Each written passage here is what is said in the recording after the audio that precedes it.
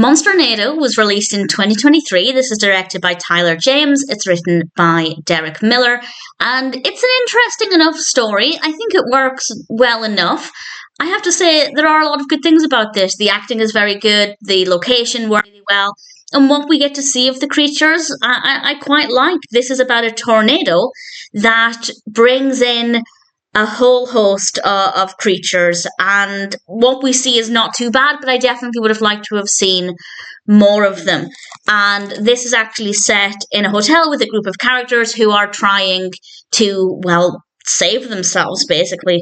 And I do think the location works really well. There's one point where the characters are walking up this staircase and it just looks fantastic. We have this shot looking up the staircase and I rather enjoy that. I'm quite obsessed with staircases in general, and that part of it, very brief, but I was amused by it.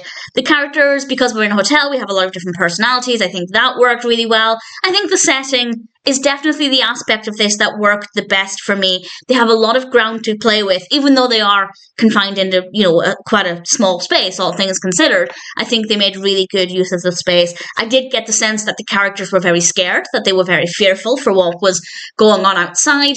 But I, as a viewer, never really felt scared. I never really felt, apart from maybe a couple of times, I never really felt that anxiety that the characters were feeling. So it's not really a scary film, but I'd say it's an interesting concept, and it works well enough. The characters are fine, the performances are good, the location definitely works really well. It is filmed in a hotel in London, and I'm kind of curious to go and stay in that hotel now and see what it's like.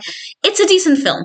It seems like it could have been one of those horror films that was very cheap and very low budget. I mean, it could have been low budget. I don't know what the budget is, but it doesn't come across that way. That's not to say it comes across as being high-tech and huge budget, but there's a nice middle ground there, and I thought it worked quite well. So I thought it was pretty decent, and I don't really have any complaints about it. It may not be perfectly polished, but it's not really problematic either, and it's not too bad. I guess the big issue is that it's not scary.